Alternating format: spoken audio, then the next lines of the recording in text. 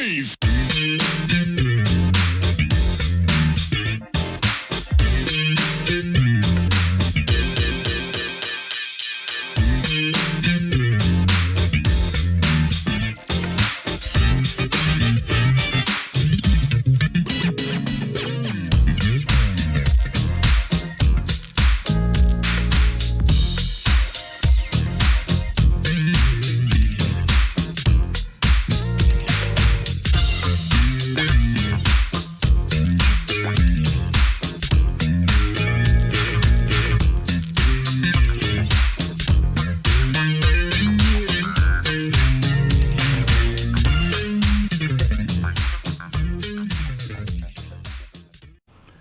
So, and you first you recorded Temptation on around. Yes. So I have, of course, the cover right there.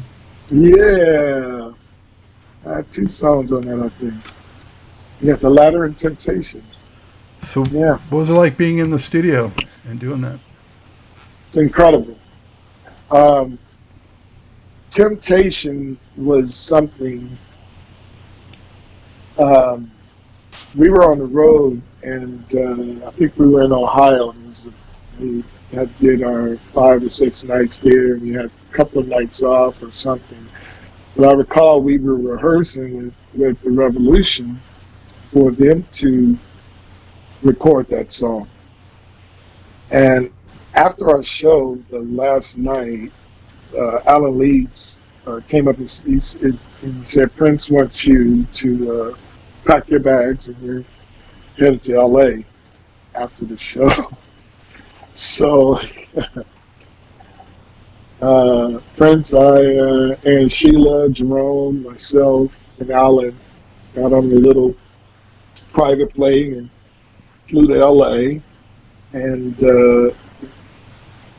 we ended up getting there and going to the Jackson Victory, the last show of the Victory tour. I'll never forget it. It was amazing. But anyways, make a long story short, it was a whole experience of that. But originally that song was supposed to be recorded by The Revolution. He decided he wanted to do it by himself. So after the Victory tour, of course, he goes to the studio and he plays everything, and I'm sitting in the hotel room because there's no cell phones back then, no pagers or whatever, so you just kind of sit there and wait until you get a call. I finally got a call, and he wanted me to come in, so they picked me up, and I went over and we recorded over Capitol Records. And that was one intense session because he wanted me to just go all the way out. He had me doing things like walking from the back of the room, playing. You can hear it in the recording, various parts of the recording. And it was like no structure, just play whatever you feel, play, and just walk towards the mic. So it was cool stuff like that we really never had experienced. But yeah, Temptation, it's a lot in there. There's a lot of life in there. The Ladder, that was all done when we were in pre-production for Purple Rain Tour. So Sheila's band had just finished our rehearsal, and I was backstage chilling, probably eating some chips or something, and next thing I hear over the loudspeaker, my name being called. I'm like, why is he calling me? I'm like way nervous, like, okay. And next thing is like, get your horn, come on stage. And they were already rehearsing. And so I'm pick up my horn and I just start playing and ad-libbing and whatever. And after we played a few times, Jerome Benton comes up to me and said, hey man, follow me, come here. Takes me outside, and there's a big mobile recording truck. I had no idea what we were doing, but yeah, he tracked that right there in St. Paul, at the St. Paul Auditorium, in pre-production rehearsal. and that was my first session with him, and I didn't even know I was in a session. So it was a bit bizarre but fun, and great history. But and all the other stuff we did together for Sheila's records was always a joy. Yeah, I got. Always lengthy. So. I'm gonna hold this one up. Oh yeah, yeah. We recorded that And of record course, on the road. got to show this picture. Oh, that's scary. Angry at 6 a.m. in the morning doing a photo shoot in the forest, whatever. Yeah. But that record we started that record while we were on Purple Rain tour. And that's why I say he never slept. Like, I'd never been around anybody. The energy he had was just unbelievable. To do a 3-hour show, go to a hotel room, watch it, and then go to the studio right after that. It's like, and then start that over the next day. It was pretty intense. I think, especially at the time, some of the perception about Sheila E. was maybe she's just another, protege like Apollonia or Vanity or something like that. But she was totally different. So can you speak to that a little bit? Sheila is she's not just she's a musician.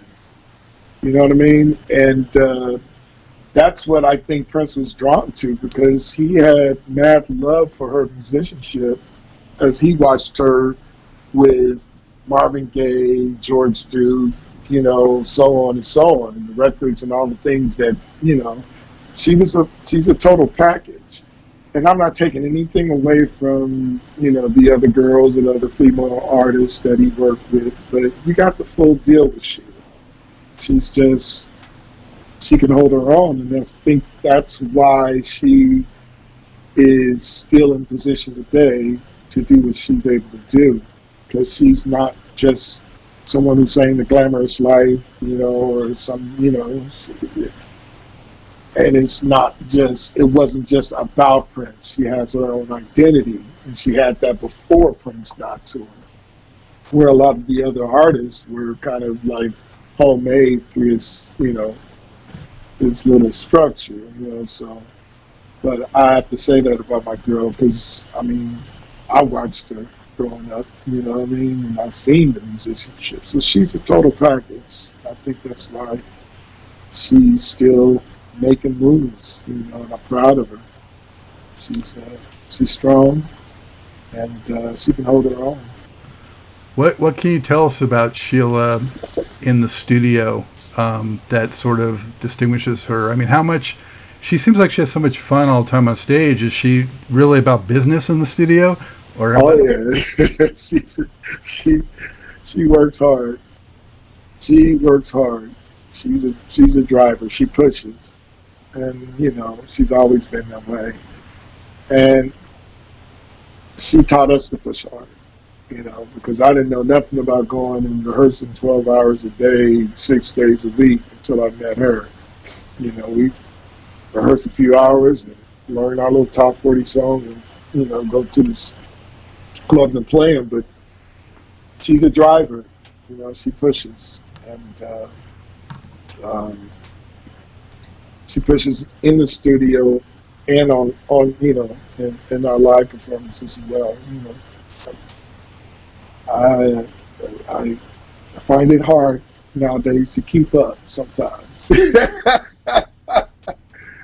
She keeps me in the gym, I must say that, because blowing the saxophone and chasing her at my age right now has become a little difficult. Does she typically allow you to sort of come up with your own parts, or does she sometimes suggest, arrangements or augmentations, or what? It kind of varies, as far as improvisation, of course, she trusts where I go. And then horn arrangements, I'll do some horn arrangements for her. We also have another horn player with us, Joe Berlin, and he does a lot of horn arrangements for her. But, it kind of varies, depends on the song or, the vibe. But, yeah, she's learned to trust my musical thing that we kind of built together, because we started this together, especially after Glamorous Life. It was just, you know, me, her, and Prince most of the time was in the studio, especially cutting that Romance 1600. It wasn't full band or anything. Most of the time it was the three of us. Did you feel like Love Bazaar was going to be a hit even before? I had no idea about most of this stuff. I tell you, Scott, to be honest, I had no idea. I know it was good music. Most of the time we were calling the studio at any time, 3 a.m. or 5 a.m. and just play this part, play a solo or whatever, you know. You just don't think about it. You know what I mean? And at that age, I wasn't, you know, I was still trying to figure out what the heck I was doing and where we were and what was going on. We weren't thinking about, you know, because we were still, when we cut Love Bazaar, it was in Atlanta. I'll never forget Cheshire Studios, where Cameo recorded most of their stuff. But it was after playing in Atlanta for whatever, how many days, and you just had it, you wanted to cut the track, and they went in, and, you know, start calling us in one by one to cut it. So you weren't thinking about anything at that point. You just thought it was just another session with Prince and Sheila. Just like there's see what it is today. Such a flurry of activity going on that it's almost like a blur, right? Absolutely. I mean, absolutely. It's 30-something years ago. We were just having fun, you know? And to be around that much music at all times, it was just like you weren't thinking about where it would be today. I mean, I look back at some of the things, and I'm like, wow, that actually happened. What are there one or two other musicians that were around during that era that particularly impressed you for one reason or another? One or two other musicians outside of the Prince camp? That were part of the Revolution or part of Sheila's band or part of the Time or any of the other, you know, Minneapolis acts. I was always a fan of the Time, so yeah. I mean, they weren't too much on the scene around Purple Rain because after the movie, they didn't do any of the concerts. Of course, they didn't do the Purple Rain tour. But I was always impressed with Morris Day and the Time. I mean, matter of fact, I watched them at Pacific Center, and this one year, I thought they blew Prince off the stage. I'm like, whoa. I think that was when, I can't remember the album they had out then, but they were like incredible. But yeah, they were intense. Paul Peterson, St. Paul, the Family. I was always digging the Family. I thought that was huge. Madhouse was, you know, I was digging Madhouse stuff. But yeah, probably there was a time in the Family that stood out to me the most. And of course Jesse, but Jesse wasn't really in the Prince camp at that point. And I ended up touring with Jesse and doing one of his albums, Every Shade of Love. Yeah, Jesse stood out to me too, but he wasn't really in the camp at that point. Yeah. Every Shade, that's a great album too. Yeah, it was I fun. like that one a lot. We had a good time. Love Struck. We put a band together, used my top 40 band, and we went on the road to promote that album. And yeah, we had a good time. I think Love Struck may be his hardest groove of all. Oh, it was huge. It was good for him. It was a good feel too. I have to find some of that old footage somewhere. Because we toured on that. It was great. I saw his tour. Must have been right around that time when he stopped in Los Angeles and he played in Anaheim or. Oh, the Circle. Yeah. The one that used to turn around. You went to that? I was there. Well, I was there too, Scott. I went backstage too. Oh my goodness. Yeah. Yeah. Because that was a celebrity theater. Right. Yeah. in Orange County, because we had one up here called Circle Star Theater, had the same thing, where the stage would go around in circles.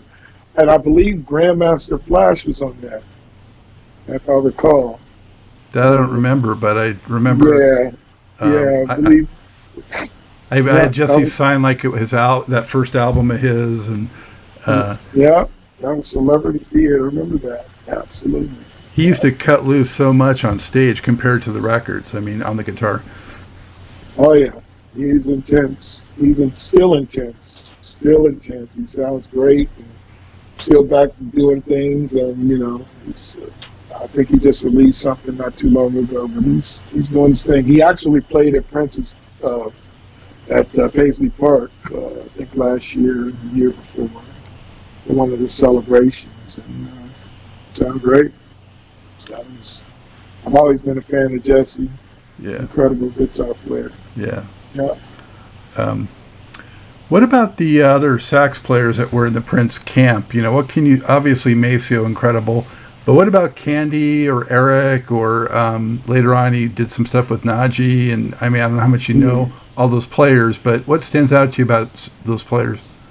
Well, Candy's my girl. Candy saw, actually, when I was touring with Sheila, we went over our first tour. We played at the Paradiso in the Netherlands, over in Amsterdam. She was a kid, and she always tells a story about how she, I guess, got in, and that was kind of her pull to want to be in the whole situation. She was drawn to the music, and eventually Sheila met her while she was playing with Prince, and she pulled her in, and Prince took to her, and she loved her. He loved her, and Candy is incredible. She's just a sweetheart, and she can play her butt off. I mean, always enjoyed playing with Candy. Maceo, of course, hands down. He was my, saxophone hero. And Najee, he was a local guy. I don't know if he's still in the Bay Area, but I didn't really see that connection with him and Prince music. And I kind of disconnected at that point, so I can't really, I think Najee's a great player, but I always knew Najee to be more of a smooth jazz kind of artist. And Eric, that was my sax buddy. We did a lot of stuff together. We were the first two on the scene with him. So, and I just, Eric's fantastic. He's just a great player. But my fave is Candy. That's my girl. She did a good job, and she's just got so much flavor. And, that makes you, can leave makes you out. But, Yeah, and Prince obviously really liked her for a long time because she kept coming back and doing more stuff with him. Absolutely, yeah, she definitely did. She's, she carried her. She's just all around good, and she's just a sweet person to top it off. An incredible family. Dad is a big saxophonist over there, so he's a jazz cat, but he's hung. He's major, so she grew up around good stuff. So it's he had some good talent around him with horns. What would you say? How would you describe your own playing in terms of for you? What kind of statement do you try to make when you play, and what might be a signature element of your style? Well, I kind of came from a vocal standpoint. Always, slash singer, saxophonist. So when I play, I'm drawn to rhythm, percussive stuff. I think that's why I kind of compared to Maceo a bit, because it's not about so much the skills and all of it. It's more like rhythm and singing. You know what I mean? It's Prince told me when I first went to Minneapolis, I want you to play 3 notes. And I was like, okay. I grew up listening to Maceo. I can do that. So what can you do with 3 notes other than, you know, you just try and, you know, like beating the drum, you know, want to get the rhythm, you know, so you just kind of fall into rhythm things. So that was my thing. And I guess that's why I get the big comparison to Maceo, which doesn't bother me at all because he's an incredible player. And, that's kind of like my flavor. But I try and come from a vocal cell, you know. I want to sing through the horn, you know what I mean? Mm-hmm. I want it to be as a voice. I don't want it to be as, you know, the horn section guy, you know. I want to definitely, I got another meeting. I definitely want to, you know, sing. You know, I want to sing through it. Are you able to sing? I am. I do a lot of singing. I'm on a lot of stuff with Sheila. A lot of past things. You know, we wrote "Hold Me" together, so I'm singing on that. I have that here too. Yeah, and yeah, there you go. That's a great record.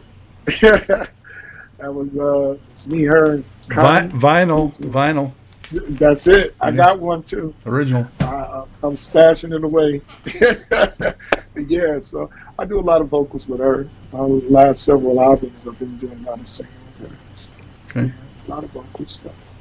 What could you tell other players maybe that might be listening and watching in terms of, you know, funk playing in particular on saxophone? Because, you know, Maceo is just like no other in the way he kind of plays in and around the beat, you know? Yeah. Well, you know, you got to, you know, less is more nowadays. You know what I mean? A lot of these guys a lot of these cats, you know, they want to just blow every note and every, you know, unless you're doing that heavy, straight ahead jazz stuff, which I love. But if you want to be a funk player, you don't have to do all of that. You know, you just got to play with feel and pocket, and less is more. You don't have to blow up and down your horn to, you know, it's just, you know, just finding those notes, that rhythm thing, that pocket, to make it come alive. It doesn't have to take a whole pentatonic scale to, you know, to accomplish that. And the ears have changed, you know, especially with the younger people. You know, they're not drawn to it. We got these songs that they're coming up with 3 notes or 2 notes and one, you know, hook, you know, choruses, you know. So, you know, it doesn't take a whole lot. Just gotta have flavor, you know. And go back and listen to the funk cats. Go back and listen to Maceo. Listen to the old jazz James Brown albums. It sells itself, you know. That's the true funk, you know. Our Parliament, Funkadelics, you know, which Maceo was on that too, with Fred, you know. So those are his, you know, those are the funk records. You know, it's really not that difficult. You just gotta have the flavor and the heart. And dynamics too, right? Dynamics is part of it, but you know, funk is loud, man. Funk is flavored, dynamic, and you know, it's just dynamic in it, but funk is, it's a heart, you know what I mean? You just gotta know what it is. Research it. It's just like researching, you know, Cannonball or Coltrane, you know. You know, everybody wanted to learn giant steps and stuff when we was kids. Go learn a Maceo solo. You'll find if you transcribe it, it's probably about 4 or 5 notes, but it's flavored. Yeah. You know what I mean? Oh. So it's really not that, you know. I'm not gonna say it's not difficult, but you know, it's a little bit less than what all these other, you know, all the heavyweights was doing, all the heavy jazz cats was doing. And he sings too, so he has that vocal quality that comes through. Absolutely. Yes, he does. Absolutely. Absolutely. And I would tell people too also, I think, Mr. Magic, you know, Grover, that's what we mentioned Grover earlier. Uh-huh. Yep. Mr. Magic was one of my first songs that I had to Remember putting the needle back and forth to, to learn all the parts on that. Because it was, you had the whole record player then. But yeah, Mr. Magic was one of my first. And Grover was one. I ended up recording Mr. Magic on my first CD. I just wanted to, share his what he gave me. So I did record them. I never get tired of hearing. There's certain greats you just never get tired of hearing. That's one. Mm-hmm. Yeah. You're right. Absolutely. So you've been on like every Sheila album, right? Pretty much. Yeah, pretty much. I don't think I missed one. I don't think so. Somehow I made it on every one. except the Glamour Slapper. Yeah, I mean, I had a couple other ones here I'll just hold up. I had that one. Sex Symbol, yeah. I was on Sex Symbol. And yeah. And I missed a few, but I have also the most recent. Oh yeah. I definitely was on that one. You're getting them all in. So, what was the last thing you ended up working on with Prince? Wow. The last was, what did we do? We did the Image Awards, I think. NAACP Image Awards. And I think, no, we did something after that. What did we do? I think we did something at the Superdome. I think that was my last time with them. It's actually when John Blackwell's daughter had passed away. And I think that was the last thing we did together. I don't even know what year that was, I'll tell you. But yeah, we hadn't did any recordings, but it was just live things here and there. Sheila would have me on, so that was the last.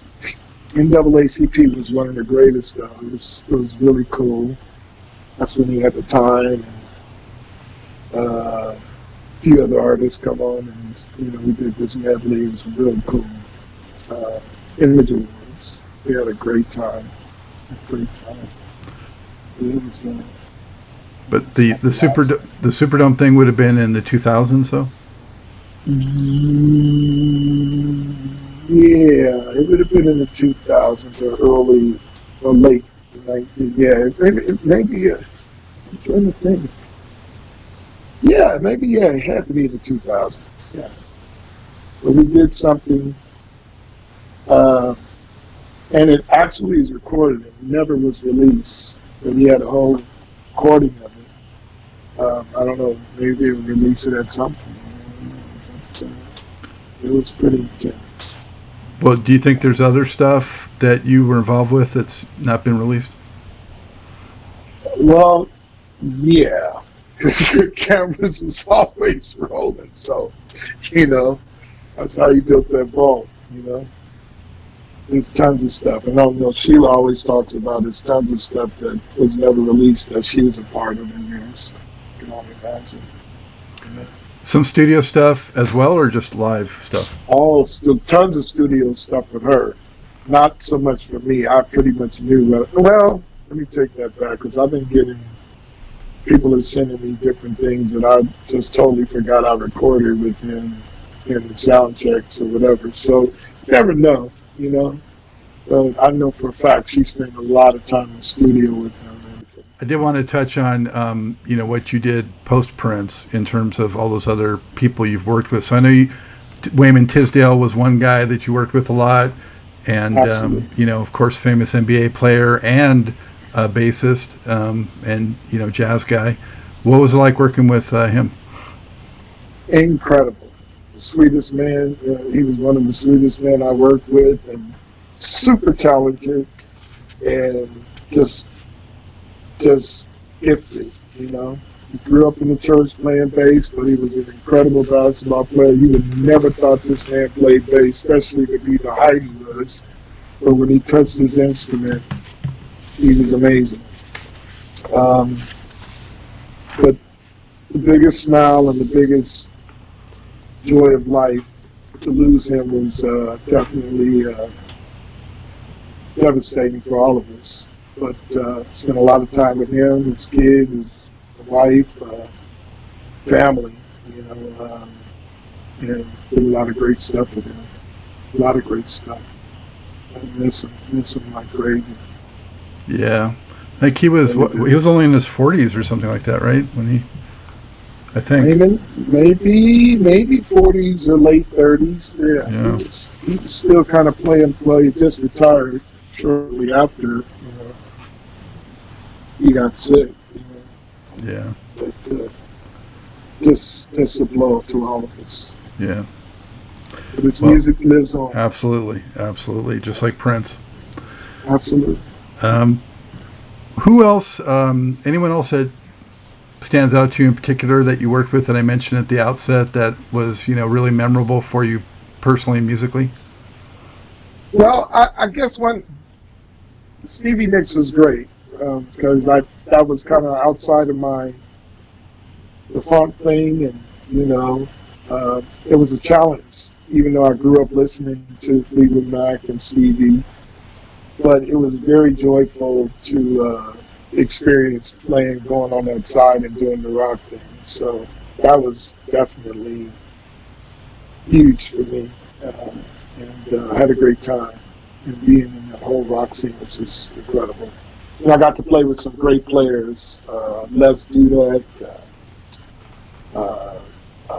I got Mark, I forget Mark's last name, but he was bass player for Heart. The band was full of like all of these, heavyweight rockers. So it was a joy. It was a blast. So that was for a tour or for an album? We did some recording. It was a whole lot of trouble too. But we had, but yeah, it was a tour. It was just not a long tour, maybe 4 or 5 months, maybe a little less. I'm not sure. Can't remember that deep, but we had a lot of fun. Did she ever talk about the common Prince connection with Stand Back? Absolutely, we heard the story several times about her having Prince coming in and doing the bass part on Stand Back. He didn't want any credit, but she gave him credit anyways because he came in and lit the song up for her. And, yeah, we would hear the stories. Yeah, she did share a lot. She loved him. She loved Prince. Thought he was a genius like most of us. So, what do you got coming up? What are you working on now? What I'm working on now, I told you about John Ferris, drummer for Earth, and Fire. We have a group, because we had our original top 40 group when we were kids. So we've always played together and play as much as we possibly can outside of us working with various artists. But we decided at this age we wanted to go back and cover some life together. And we have a project called Back to Basic. And it's kind of like a urban, can't really place it on the smooth jazz side. It's a little bit more aggressive than the smooth jazz. It's some funk, but it's a project that we're working on with Karyn White, and hopefully as soon as we get out of this crazy COVID thing, it'll be ready for release. But we're stacking up songs right now and getting them mixed and getting that ready. And then I have a management team that I work with called Pack Soul Entertainment, and they're the ones launching this Backyard Sessions, where I'm bringing in people to do live things in my home.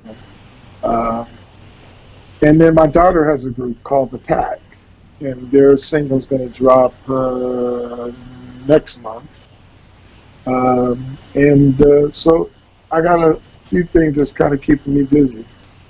I'm excited. What style's her music? Her music is she's 21 years old, so you can imagine where it is. It's more urban, more kind of street rap kind of vibe, but she's a vocalist, but it's a good group of young musicians, and they have nice little flavor. I have to give it to you. Yeah. But it's really, really, I'm excited about what they're doing. So, Wow. so between that and getting me and John's project done, and playing here and there when I can, that's keeping me going right now. Well, how can people keep up with you? Where can they go? Well, I'm gonna be starting a page for I do have a Facebook situation, Eddie Mininfield on Facebook or whatever, but I usually drop things on there, but I will be starting another page where you can kind of get updates on what's going on and what's coming out, when it's coming out, so that stay tuned for that by the time. That should be up real soon. But Facebook, you'll see everything. Instagram, I'm on your Instagram, and I'll drop you all those links so you can put them up. I'll even drop you the links for the backyard sessions too. Great. Good stuff. Great. Well, last question for you then, Eddie, is of all the stuff you've done, what would you say you're most proud of? Ooh. Oh, that's tough. Oh, my goodness. Most proud of? I guess the one that's still here and has been here as far as recording, and it still gets the same attention today that it did when I recorded it and when we put it out, would be Love Bizarre. Because I got a chance to play, and I got a chance to play whatever I wanted other than the melody, the melody on the hook. But Prince let me have freedom of speech, and I thought that was pretty incredible. So that's something that represents me, that now my grandkids can hear and say, that's Papa. So I got to be proud of that, I guess, to pick one. But I have several. The grandkids are like, what is a Love Bizarre? Yeah, right. Yeah, that's right. That's right. They hear Papa's horn, so that's great. It's all good. Fantastic. Eddie, it's been so much fun talking to you. Thanks for all the stories. Great. Scott, thanks for having me. And again, if you need something else, just hit me up. And then I'll try and send you some links and different things so you can post up if you're editing and all. Absolutely, yeah. Keep me in the loop always, and be safe. And yes. I look forward to that new music soon. Awesome. You'll have it. You'll be the first. I'll make sure. All right. All right. Take care. Be safe out there, Scott. All right. Bye for now.